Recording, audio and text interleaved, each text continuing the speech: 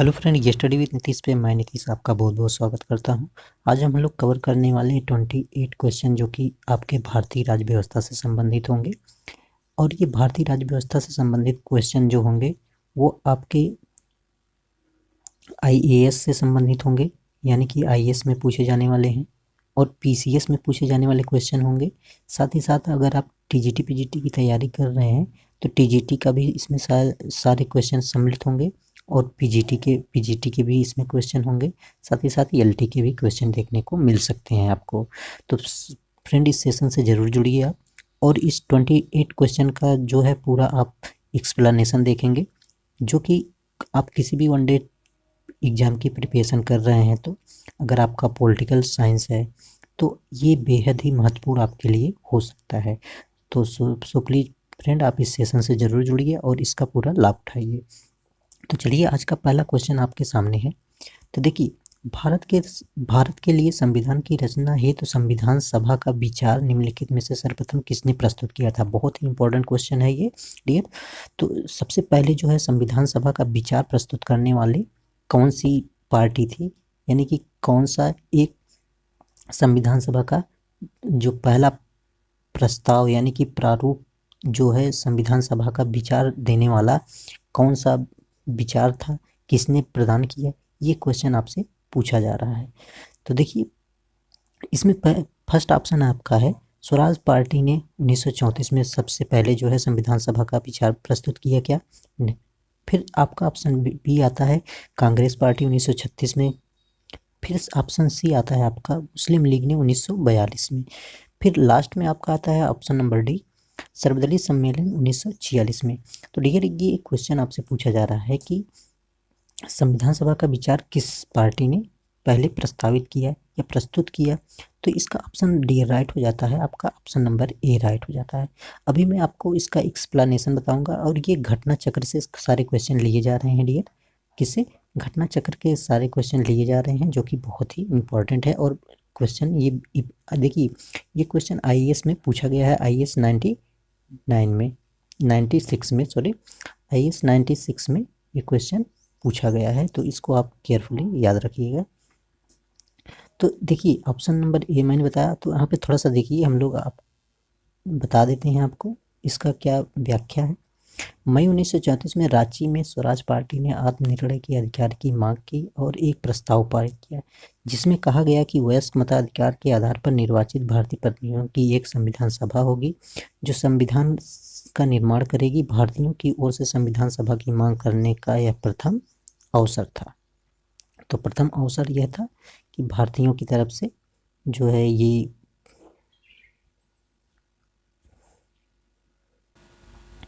Question number 2 देखते हैं हम लोग। क्वेश्चन नंबर 2 है आपका। क्वेश्चन नंबर 2 में क्या पूछा जा रहा है, स्वतंत्रता के पूर्व दिनों में प्रारंभ में किसने संविधान निर्मात्री सभा का विचार प्रस्तुत किया था। एम.एन. रॉय ने, एनी बेसेंट ने, भीमराव अम्बेडकर ने, या फिर जवाहरलाल नेहरू ने। ये जीएसई 2017 का क्वेश्चन है डियर, जीएसई 2017 का क्वेश्चन है ये। तो इसका राइट आंसर डियर आपका हो जाता है, आंसर इसका आपका ऑप्शन नंबर ए जो होगा ये आपका राइट हो जाएगा। एक मिनट, ऑप्शन नंबर ए जो होगा आपका, ये जो होगा राइट हो जाएगा। एम.एन. रॉय ने संविधान निर्मात्री सभा का विचार प्रस्तुत किया था। किसने किया था? एम.एन. रॉय ने। क्वेश्चन नंबर इसका देख लेते हैं डिस्क्रिप्शन। वर्ष 1934 में भारत में संविधान निर्मात्री सभा का विचार एम.एन. रॉय ने दिया था सर्वप्रथम। क्वेश्चन नंबर 3 देखते हैं हम लोग। 3 में पूछा जा रहा है क्वेश्चन डियर, एक निर्वाचित संविधान सभा द्वारा भारत के संविधान का निर्माण करने का प्रस्ताव किया गया था साइमन कमीशन द्वारा। यानी कि एक निर्वाचित संविधान सभा का भारत के संविधान का निर्माण करने का प्रस्ताव किसके द्वारा किया गया था? क्या साइमन कमीशन के द्वारा किया गया था, या फिर भारत सरकार अधिनियम 1935 के द्वारा, या क्रिप्स मिशन द्वारा, या ब्रिटिश कैबिनेट डेलीगेशन के द्वारा? तो थर्ड का आपका राइट आंसर हो जाएगा डियर, आपका राइट आंसर हो जाएगा सी। देखिए, संविधान सभा द्वारा भारत के संविधान निर्माण करने का प्रस्ताव जो किया गया था, किसके द्वारा किया गया था? ये किया गया था आपका क्रिप्स मिशन के द्वारा किया गया था। ये आपको याद रखना है, ठीक है। क्वेश्चन नंबर 4 देखते हैं हम लोग। ये आप व्याख्या इसका पढ़ सकते हैं जो कि नीचे दिया गया है, ठीक है। क्वेश्चन नंबर हम लोग 4 देखते हैं। कैबिनेट मिशन योजना के अंतर्गत संविधान निर्माणी परिषद में प्रत्येक प्रांत को आवंटित सदस्य संख्या निर्धारित करने के लिए एक प्रतिनिधि कितनी जनसंख्या के अनुपात में था? तो एक प्रतिनिधि जो था कितनी जनसंख्या के अनुपात में दिया गया था, ये आपसे पूछा जा रहा है।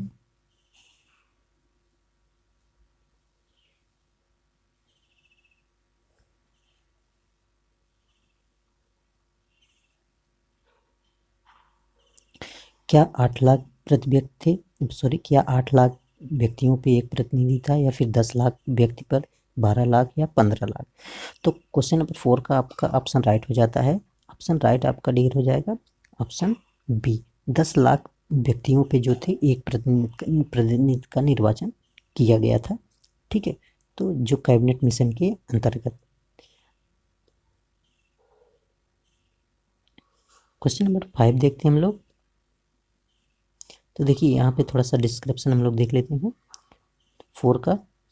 तो देखिए, कैबिनेट मिशन वर्ष 1996 में भारत आया था। मिशन ने अपनी रिपोर्ट में संविधान सभा के गठन का एक सूत्र प्रस्तुत किया, जिसके आधार पर संविधान सभा निर्वाचित होनी थी और प्रांतों का प्रतिनिधित्व जनसंख्या के आधार पर होना था। इसके तहत मोटे तौर पर प्रति 10 लाख व्यक्तियों के ऊपर जो है निर्वाचन की व्यवस्था की गई थी। और देख लेते हैं।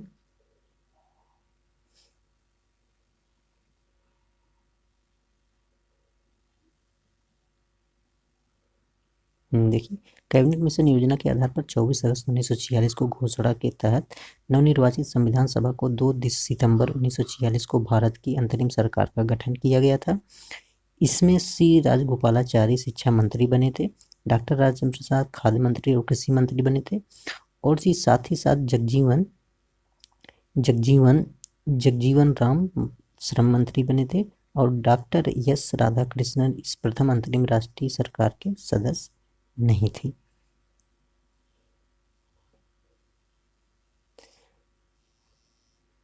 अब क्वेश्चन नंबर हम लोग देख लेते हैं, क्वेश्चन नंबर 5।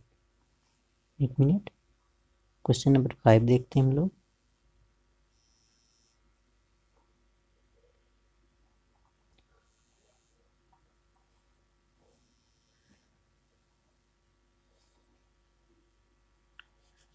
क्वेश्चन नंबर 5 देखते हैं। इन व्यक्तियों में से कौन कैबिनेट मिशन का सदस्य नहीं था? बहुत इंपॉर्टेंट क्वेश्चन है ये देखिए कि ये यूपी लोअर सब ऑर्डिनरी सब जो है प्री में 2015 में पूछा गया था। तो देखिए, इन व्यक्तियों में कौन कैबिनेट मिशन का सदस्य नहीं था? तो इनमें William Wood, Pethick Lawrence, Stephen Cripps, A V Alexander. तो इनमें से आपको बताना है कौन जो था इस कैबिनेट मिशन का सदस्य नहीं था। क्वेश्चन नंबर 5 है। तो 5 का आपका राइट आंसर हो जाएगा ए। विलियम वुड जो थे इनके सदस्य, इसके कैबिनेट मिशन के सदस्य नहीं थे, जबकि फ्रैंथिक लॉरेंस, एवी एलेक्जेंडर और स्टीफन क्रिप्स थे। अब देखिए, यहाँ पे मैं डिस्क्रिप्शन बता दूं। कैबिनेट मिशन मार्च 1946 में भारत पहुंचा था। इस मिशन के सदस्य स्टैफोर्ड क्रिप्स जो थे अध्यक्ष थे स्टाफ ऑफ बोर्ड ट्रेड के, फ्रैंथिक लॉरेंस भारत सचिव थे, एबी अलेक्जेंडर नौसेना मंत्री थे। क्वेश्चन नंबर 6 देखते हैं हम लोग। 6 में क्या पूछा जा रहा है? क्वेश्चन नंबर 6 है, भारतीय संविधान सभा का गठन किया गया था। भारतीय संविधान सभा का गठन किस तरह किया गया था, ये पूछा जा रहा है आपसे, ठीक है। तो देखिए, भारतीय सरकार अधिनियम 1935 के अंतर्गत, या फिर क्रिप्स योजना 1942 के अंतर्गत, या फिर कैबिनेट योजना 1946 के अंतर्गत, या भारतीय स्वतंत्रता अधिनियम 1947 के अंतर्गत किया गया था। तो ये पूछा जा रहा है कि किसके अंतर्गत किया गया था आपका भारतीय संविधान सभा का गठन। तो 6 का आपका राइट आंसर डियर हो जाता है सी। कैबिनेट मिशन योजना 1946 के अंतर्गत ही आपकी संविधान सभा का गठन किया गया था। तो कौन सा राइट हो जाता है? तो आपका राइट आंसर क्या हो जाता है डियर? एक मिनट, हाँ, राइट आंसर आपका क्या हो जाता है? सी, कैबिनेट मिशन 1946 के अंतर्गत जो है किया गया था। क्वेश्चन नंबर 7 देखते हैं। क्वेश्चन नंबर 7 में है 1946 में निर्मित अंतरिम सरकार में कार्यपालिका परिषद के उपसभापति कौन थे? जवाहरलाल नेहरू थे, डॉक्टर एस राधाकृष्णन थे, सी गोपालाचारी थे, या फिर डॉक्टर राजेंद्र प्रसाद थे? कौन थे, ये आपसे पूछा जा रहा है। तो 7 का आपका राइट आंसर डी हो जाएगा ए, यानी कि जवाहरलाल नेहरू जो थे वो 1946 में अंतरिम सरकार की कार्यपालिका परिषद के उपसभापति थे। तो इसका हम लोग व्याख्या देख लेते हैं। व्याख्या में क्या है? व्याख्या इंपॉर्टेंट हो जाता है डियर, जो कि आपके क्वेश्चन को और तरह से किस तरह क्वेश्चन पूछे जा सकते हैं, इससे आपको थोड़ा सा आइडिया मिल जाता है। देखिए 24 अगस्त 1946 को अंतरिम राष्ट्रीय सरकार की घोषणा हुई थी। अंतरिम सरकार की घोषणा हुई थी। इसके साथ ही अंतरिम सरकार 2 सितंबर 1900 को कार्यभार संभाली थी। वायसराय इसमें कार्यपालिका परिषद के अध्यक्ष था, जबकि जवाहरलाल नेहरू उपसभापति बनाया गया था। ठीक है। क्वेश्चन नंबर हम लोग अब 8 देखते हैं। निम्नलिखित में से कौन अगस्त 1996 में गठित प्रथम अंतरिम सरकार का सदस्य नहीं था? सी गोपालाचारी, डॉक्टर राजेंद्र प्रसाद, या जगजीवन राम, या फिर doctor S Radhakrishnan? Question number 8 का आपका राइट आंसर हो जाता है, राइट आंसर आपका डी हो जाएगा सी। आपका राइट आंसर सी हो जाएगा। डॉक्टर एस राधाकृष्णन जो थे 1946 में गठित प्रथम अंतरिम सरकार राष्ट्रीय सरकार के सदस्य नहीं थे। ये यूपी पीसीएस मेंस 2010 में पूछा हुआ क्वेश्चन है। क्वेश्चन नंबर 9 देखेंगे हम लोग।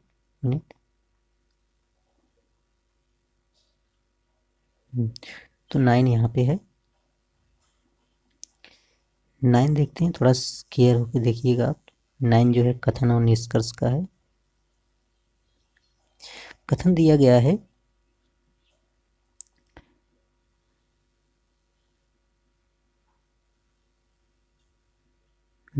कथन दिया गया है, बेबेल योजना के अनुसार कार्यकारी परिषद में हिंदू और मुस्लिम सदस्यों की संख्या समान होनी थी। बेबेल का विचार था कि ऐसी व्यवस्था से भारत का बंटवारा बच जाता है। तो कारण कह रहा है कि कथन और कारण दोनों सही है, और कथन कारण का सही व्याख्या या स्पष्टीकरण है। कथन कारण दोनों सही है, किंतु कथन कारण का सही स्पष्टीकरण नहीं है। कथन सही है, कारण गलत है। कथन गलत है पर कारण सही है। तो इसमें कौन सा ऑप्शन सही होगा, ये आपको बताना है। चलिए मैं बताता हूँ। 9 का आपका ऑप्शन राइट हो जाता है। राइट ऑप्शन आपका सी हो जाता है, यानी कि कथन तो सही है पर कारण गलत है। देखिए बेबेल योजना के अनुसार कार्यकारी परिषद में हिंदू और मुस्लिम सदस्यों की संख्या समान होनी थी, ये बिल्कुल सही है।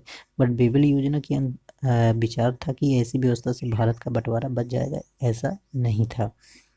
हम व्याख्या इसका देखते हैं, तब आपको अच्छे से समझ में आ जाएगा।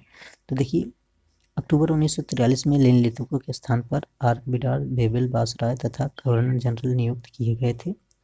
वे भारतीय संवैधानिक गतिरोध को दूर करने के उद्देश्य से मई 1945 में लंदन पहुंचे और भारतीय संविधान के प्रशासन के संबंध में ब्रिटिश सरकार से विस्तार से बात की तथा कुछ प्रस्ताव रखे। जून 1945 में उन प्रस्तावों को बेबेल योजना के नाम से सार्वजनिक किया गया था, यानी कि 1945 में है जो है बेबेल योजना के नाम से प्रस्तावित किया गया था। बेबेल योजना के प्रस्तावों में कार्यकारी परिषद में मुसलमान सदस्यों की संख्या हिंदुओं के सदस्य बराबर होनी थी, जो कि पहला कथन आपका सही होता है। परिषद में वायसराय तथा कमांडर इन चीफ को छोड़कर सभी सदस्यों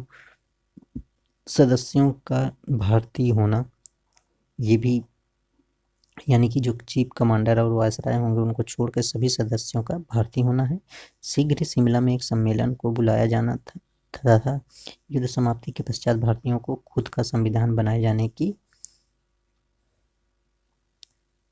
बात कही गई थी। और साथ ही साथ हम लोग देखते हैं युद्ध समाप्ति के पश्चात भारतीयों द्वारा खुद का संविधान बनाया जाना इत्यादि प्रावधान शामिल थे। विभिन्न योजना का उद्देश्य राजनीतिक गतिरोध दूर करना था, भारत का पूर्ण स्वशासन की दिशा में आगे बढ़ाना और संवैधानिक गतिरोध दूर करना था। इसका उद्देश्य कहीं से भी हिंदू मुस्लिम एकता को दृढ़ करना नहीं था, जिससे भारत का विभाजन रुक सके। अतः कथन सत्य है और कारण गलत है। क्वेश्चन नंबर 10 देखते हैं हम लोग। निम्नलिखित में से कौन सा कथन संविधान सभा के विषय में सत्य है? वयस्क मताधिकार पर आधारित थी, वह प्रत्यक्ष निर्वाचन का परिणाम थी, बहुदलीय निकाय थी, उसने अनेक समितियों के माध्यम से कार्य किया। तो इसका आपका ऑप्शन नंबर क्वेश्चन नंबर 10 का राइट आंसर क्या हो जाएगा? इसका मैं आपको बता दूं, इसका जो है आपको कोट में बताना है। इसका मैं पहले वो दूसरे पेज में चला गया, थोड़ा सा प्रॉब्लम हो सकती है आप लोगों को। ये देखिए कोट है कि 1 2 3 4 1 2 3 4 3। चलिए मैं इसका,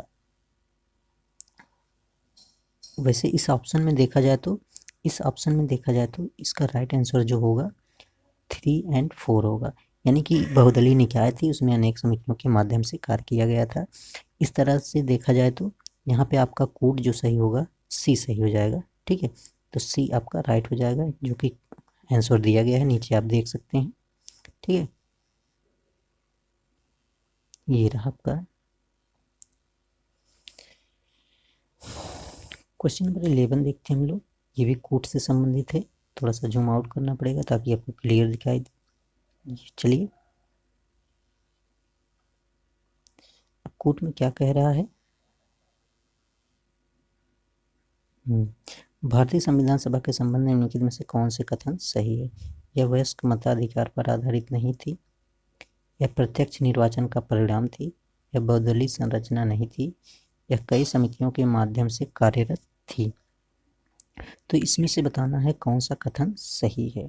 भारतीय संविधान सभा के संबंध में बताना, यह वयस्क मताधिकार पर आधारित थी, ये बात तो आपको बिल्कुल सही होती है, क्योंकि ये जो है वयस्क मताधिकार पर ही आधारित थी। यह प्रत्यक्ष निर्वाचन का परिणाम थी, जी हाँ, ये प्रत्यक्ष निर्वाचन का जो प्रत्यक्ष निर्वाचन की बात कर रहा है, जैसे हमारे ग्राम पंचायत का चुनाव होता है प्रत्यक्ष निर्वाचन, और लोकसभा चुनाव होता है प्रत्यक्ष निर्वाचन के द्वारा जब हम, ठीक है, तो ये जो था ये अलग है, और ये प्रत्यक्ष निर्वाचन उसमें नहीं था। यह बहुदलीय संरचना नहीं थी, यह इसमें बहुत दल नहीं थे, ये तो बिल्कुल गलत बात है। ये बहुदलीय संरचना ही थी, इसमें बहुत सारे दल, मुस्लिम थे आपके, कांग्रेस, मुस्लिम और अनेक दल भी थे। यह कई समितियों के माध्यम से कार्यरत थी, ये बात तो सही हो जाती है कि ये कई समितियों के माध्यम से कार्यरत थी, यानी कि कार्य कर रही थी। तो इसका जो आपका ऑप्शन राइट हो जाएगा, तो ए और डी आपका ऑप्शन राइट हो जाएगा। क्वेश्चन नंबर 12 देखते हैं।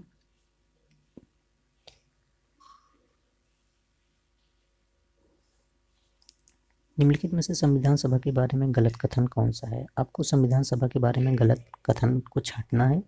इसमें बड़ी संख्या में समितियों की मदद से काम किया गया, उनमें से प्रारूप समिति सबसे महत्वपूर्ण थी, क्या ये बात सत्य है?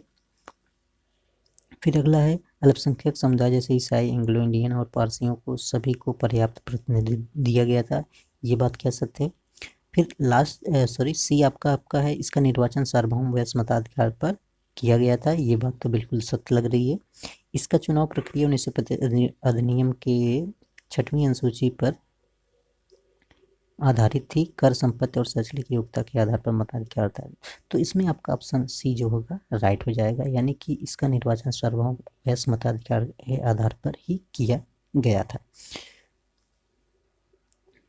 तो ये देख लेते हैं हम थोड़ा सा व्याख्या। संविधान सभा के सदस्यों का निर्वाचन प्रांतीय विधानसभाओं के सदस्यों द्वारा प्रत्यक्ष निर्वाचन के आधार पर हुआ था, न कि सार्वभौम वयस्क मताधिकार के आधार पर प्रत्यक्ष निर्वाचन द्वारा।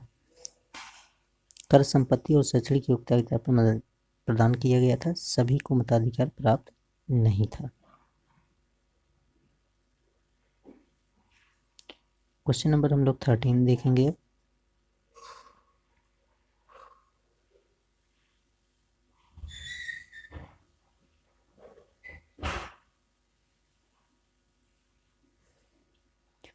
भारत के संविधान का प्रारूप तैयार करने वाली संविधान सभा के सदस्यों को ब्रिटिश संसद द्वारा नामित किया गया। जनरल गवर्नर जनरल द्वारा नामित किया गया। विभिन्न प्रांतों के विभिन्न सभाओं को चुना गया, या विभिन्न प्रांतों के विद्वानों द्वारा चुना गया।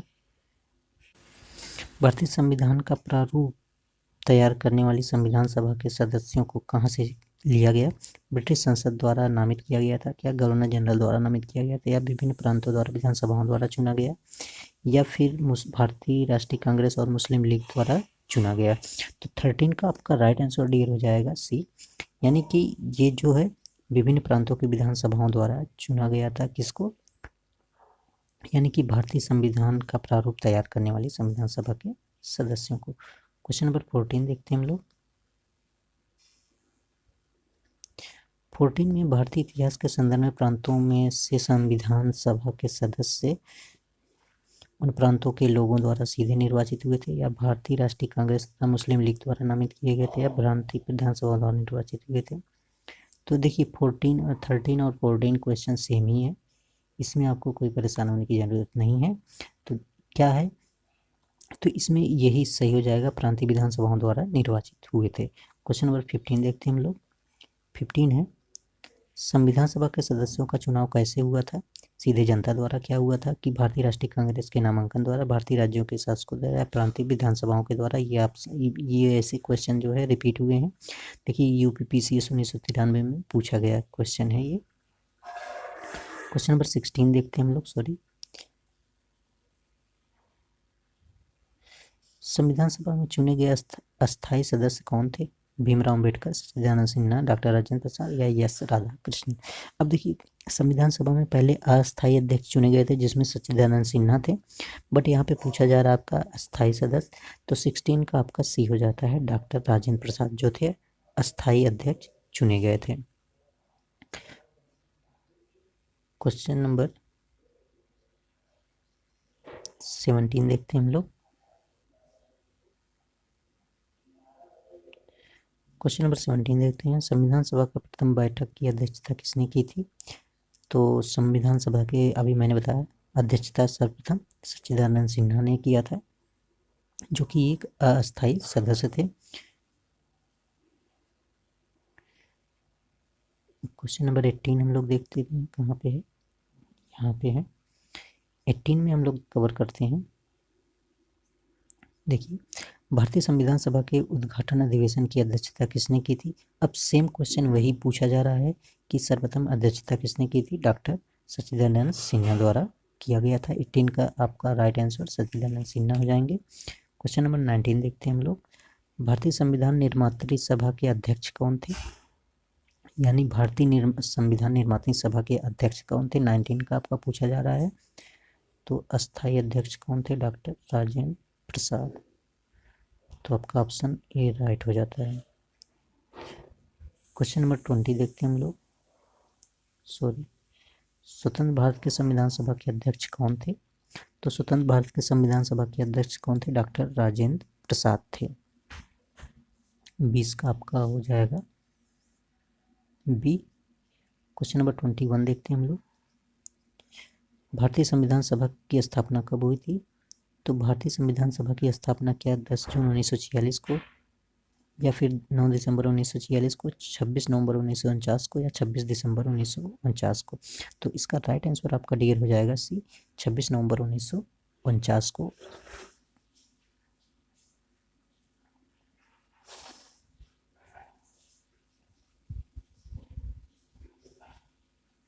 भारतीय संविधान सभा की ये संविधान सभा की पूछा जा रहा है, तो इसका ऑप्शन सी नहीं होगा, ठीक है। इसका ऑप्शन राइट हो जाएगा डियर। तो इसका ऑप्शन राइट हो जाएगा आपका बी, 9 दिसंबर 1946 को जो है संविधान सभा की स्थापना की गई थी। क्वेश्चन नंबर 21 देखते हैं हम लोग। संविधान सभा की प्रथम बैठक कब हुई थी? संविधान सभा की प्रथम बैठक कब की गई थी? 9 दिसंबर 1946 को, 15 अगस्त 1947 को, 26 नवंबर 1949 को, 26 जनवरी 1949 को, या फिर उपयुक्त में से कोई नहीं। तो 22 का क्वेश्चन आपका राइट हो जाएगा ए, यानी कि 9 दिसंबर 1946 को संविधान सभा की प्रथम बैठक हुई थी, और 11 दिसंबर को दूसरा बैठक हुआ था। फिर इसके बाद 13 दिसंबर को लास्ट संविधान सभा की बैठक हुई थी। क्वेश्चन नंबर 22 का आपका राइट आंसर सी हो जाएगा, सॉरी राइट आंसर आपका ए हो जाएगा, यानी कि प्रथम बैठक पूछा गया है तो यहाँ पे 9 दिसंबर को। क्वेश्चन नंबर 23 देखते हैं हम लोग। संविधान सभा का गठन कब किया गया था? क्या दिसंबर 1946 में, क्या दिसंबर 1948 में? आपको पता है संविधान सभा का गठन 1946 में किया गया था, तो ये कब किया गया था? तो दिसंबर 1946 में किया गया था।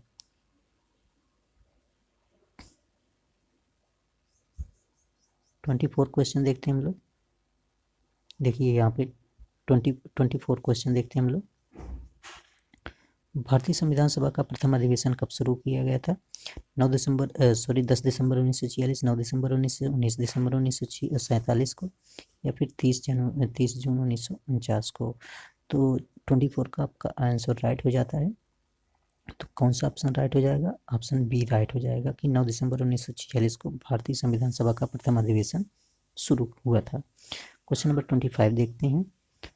संविधान सभा की पहली बैठक कब हुई थी? बार बार वही क्वेश्चन रिपीट हुआ है, ठीक है।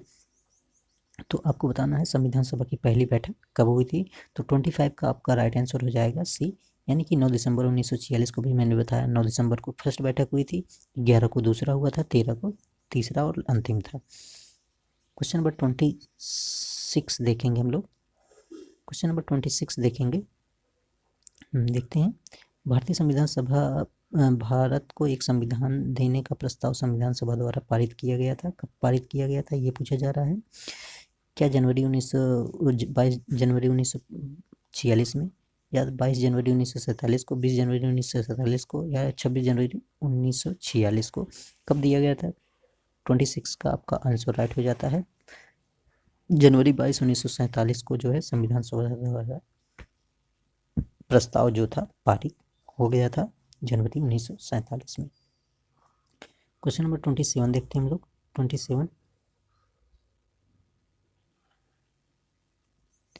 संविधान सभा के सम्मुख संविधान की प्रस्तावना का प्रस्ताव किसने सबमिट किया था, यानी कि किसने जो है प्रस्तुत किया था? तो इसको आपको पता होगा, पंडित जवाहरलाल नेहरू द्वारा रखा गया था। तो इसका ऑप्शन राइट हो जाता है ए। एंड आज का लास्ट क्वेश्चन आपके सामने है 28। संविधान सभा के उद्देश्य प्रस्ताव को निम्न में से किसने एक प्रस्तुत किया था? फिर वही क्वेश्चन रिपीट हुआ है, इसमें कोई प्रॉब्लम नहीं होनी चाहिए आपको, ठीक है। तो इसका ऑप्शन बी राइट हो जाएगा, जवाहरलाल नेहरू। तो वीडियो आपको कैसा लगा? अच्छा, अगर वीडियो आपको अच्छा लगा तो प्लीज़ मेरे चैनल को सब्सक्राइब करिए और बेल आइकन दबाइए, लाइक करिए और कमेंट करिए, शेयर करिए ज़रूर।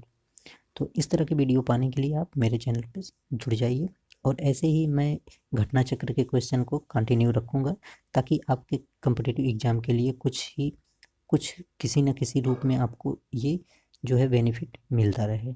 तो आज के लिए बस इतना ही। Thanks for watching.